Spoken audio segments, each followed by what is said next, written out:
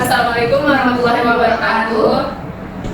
Waalaikumsalam warahmatullahi wabarakatuh. Nah, kami dari kelompok 2 pada kesempatan kali ini kami ingin mempresentasikan mengenai bisnis plan dari kelompok kami. Berikut ini merupakan logo dari kelompok kami. Kami memberi nama usaha kami adalah Street Campus. Untuk anggota dari kelompok 2 ada nomor 3 dengan Indo 10302 1619. Selanjutnya ada Siwai Kinafira dengan Indo 103 0245. Selanjutnya ada Wahyudi dengan Indo 103 02 Selanjutnya ada saya sendiri adalah saya Patricia dengan Indo 103 02 dan yang terakhir ada Herisa dengan Indo 103 02 Baiklah, untuk tidak memperpanjang presentasi kami pada hari ini, kita mulai saja langsung ke pemaparan yang pertama mengenai sejarah ringkas profil usaha, visi dan moto.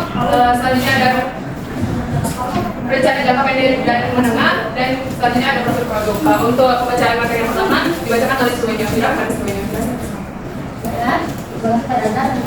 Saya berikan pendahuluan. Yang pertama itu ada sejarah ringkas profil usaha. Untuk usaha ini didirikan pada tahun 2003 oleh sekelompok mahasiswa pendidikan matematika semester 5 yang beranggotakan 5 orang sebagai pemenuhan tugas proyek mata kuliah kewirausahaan.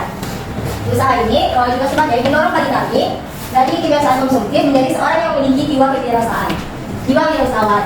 Setelah melakukan diskusi panjang, usaha ini kami namakan yaitu Street Campus. Diharapkan dapat dijangkau oleh banyak orang, terutama lingkungan kampus. Nah, selanjutnya itu ada visi dan motonya.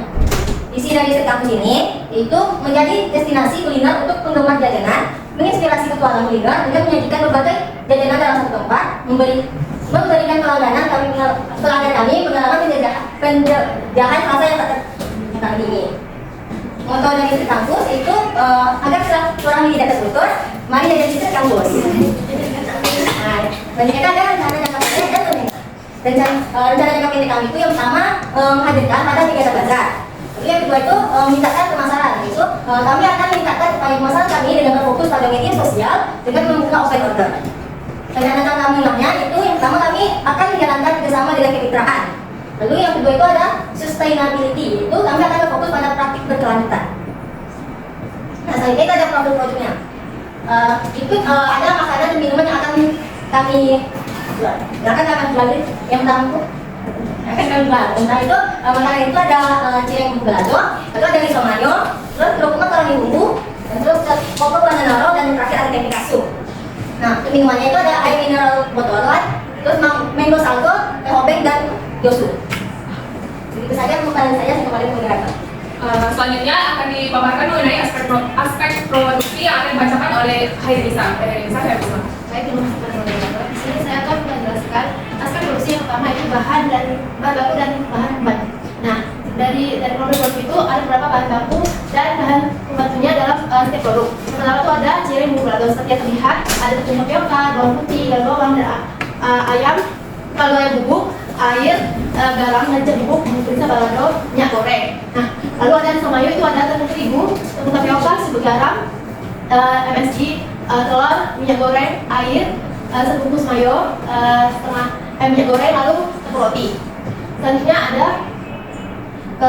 kerupuk makaroni bumbu. Itu ada kerupuk makaroni yang setengah jadi, lalu bumbu balado. Yang keempat itu coco banana roll, ada roti tawar, pisang, coklat, lalu keju.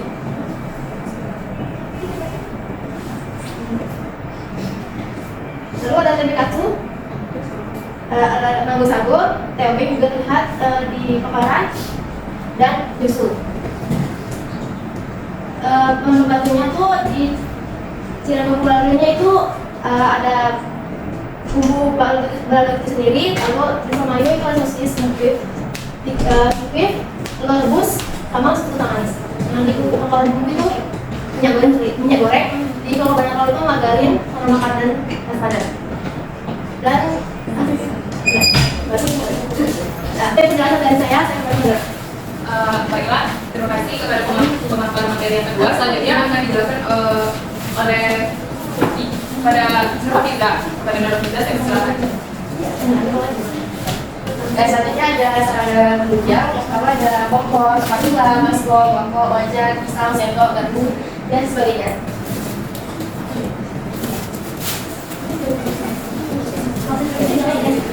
Kalau untuk proses produksinya ini bisa dilihat dari sini ya, cara produksinya.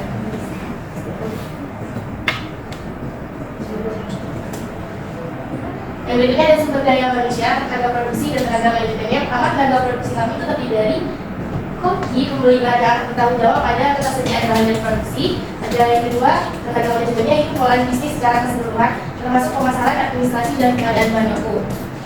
Lalu ada kapasitas produksi kami ini akan bergantung pada ketersediaan bahan baku, sarana kerja, dan tenaga kerja. Kami akan memulai dengan produksi kecil dan akan memperluas kapasitas produksi seiring dengan membuat meningkatnya berkaitan. Terus kita lalu ada biaya produksi dan operasional. Kamu tahu?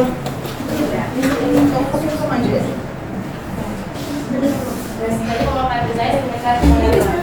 Baiklah, untuk pemaparan yang selanjutnya mengenai aspek pemasaran yang akan saya bacakan sendiri. Yang pertama itu ada segmen pasar, di mana yang pertama itu ada segmentasi geografis, di mana konsumen akan membeli produk kami berdasarkan jangkauan atau wilayah yang dekat dengan lingkungan yang kedua ada segmentasi demografis, di mana konsumen akan membeli produk kami berdasarkan dari umur 18 tahun ke atas. Yang kedua ada target pasar. Sasaran khusus kami adalah mahasiswa yang aktif, tenaga pengajar, dan staf yang berada di lingkungan kampus. Yang ketiga ada kompetitor lokal, kompetitor yang menjual barang sejenis pada saat bazar ataupun di sekitar lingkungan kampus. Pesaing antar produk kami dan kompetitor terletak pada kualitas, harga, dan variasi produk. Kami akan melakukan analisis pemasaran, persamaan, perbedaan, kelemahan, dan kelebihan setelah melakukan bazar pertama.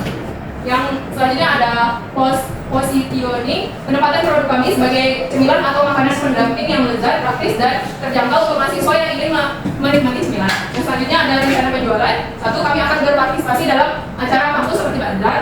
Yang kedua, kami akan menawarkan paket promo dan kupon undian berhadiah minimal dalam hal ini mengenai minimal pembelanjaan. Yang ketiga, kami akan menawarkan penjualan secara pre-order. Yang selanjutnya ada strategi pemasaran perusahaan. Yang pertama ada produk, yang kedua ada harga, yang ketiga ada promosi. Dalam hal ini promosi personal selling dan public relation. Dari personal sellingnya kami akan menawarkan produk kami secara langsung. Untuk public relationnya kami akan memanfaatkan media sosial dengan membuat akun media sosial untuk meningkatkan branding dan interaksi dengan pelanggan. Dan yang terakhir ada iklan, kami akan melakukan iklan melalui WhatsApp dan Instagram. Baiklah, sekian saja yang dapat saya paparkan. Untuk materi yang selanjutnya mengenai aspek keuangan yang akan dibacakan oleh Wahyuni. Pada Wahyuni. Baik, terima kasih kepada moderator. Selanjutnya saya akan membacakan aspek keuangan. Yang pertama itu ada strategi sumber pendanaan usaha, di mana dana sumber pendanaan usaha ini dari dana pribadi. Sebagai pusat pendanaan awal berasal dari tabungan pribadi kelompok kami. Dari hal itu kami membuat program tabungan tiap minggu yang bertujuan untuk sumber pendanaan usaha. Lalu ada proyeksi keuangan dan analisa keuntungan. Yang pertama itu ada biaya tetap dan biaya variabel yang disesuaikan dengan biaya produksi produk. Lalu ada SWOT dari plan usaha kami, yaitu yang pertama ada kekuatan atau strength. Yang pertama ada validitas menu yang menawarkan jajanan yang beragam. Lalu yang kedua lokasi strategis yang terletak di pintu kampus yang memberikan akses mudah dan ekspos yang baik terhadap pelanggan. Yang ketiga ada strategi pemasaran kreatif, di mana pemasaran online melalui sosmed dengan didesain secara interaktif yang dapat meningkatkan kesadaran mereka. Lalu yang kelemahan, yaitu pertama ada ketergantungan pada musim. Kemungkinan fluktuasi dalam permintaan berdasarkan musim atau cuaca. Yang kedua ada ketersediaan bahan baku, di mana ketergantungan pada pasokan bahan baku tertentu yang mungkin terpengaruh oleh perubahan harga atau ketersediaan. Yang ketiga ada persaingan ketat, di mana pesaing di industri makanan jalanan bisa sangat ketat, membutuhkan usaha ekstra untuk membedakan diri. Lalu yang ketiga ada peluang atau opportunities, di mana yang pertama itu ada kemitraan dan kolaborasi. Peluang untuk menjalin kemitraan dengan berbagai wirausaha lain atau melalui acara festival makanan lokal untuk meningkatkan exposure. Lalu yang kedua ada diversifikasi menu yang menambahkan menu baru atau makanan musiman untuk menarik pelanggan yang berbeda. Lalu ada ancaman atau triks. Yang pertama itu ada fluktuasi harga bahan baku, di mana harga bahan baku yang tidak stabil dapat mempengaruhi keuntungan. Lalu yang kedua ada pesaing baru, yang mana kemungkinan munculnya pesaing baru dengan konsep serupa. Lalu yang ketiga ada kondisi ekonomi yang tidak stabil, penurunan dana beli pelanggan akibat kondisi ekonomi yang tidak stabil dapat mempengaruhi penjualan. Baik, sekian dari pemaparan saya dan kepada moderator. Baik, sekian pemaparan bisnis lain dari kelompok kami. Lebih dan kurangnya kami mohon maaf. Kami tutup. Wabillahi taufiq wal hidayah. Wassalamualaikum warahmatullahi wabarakatuh.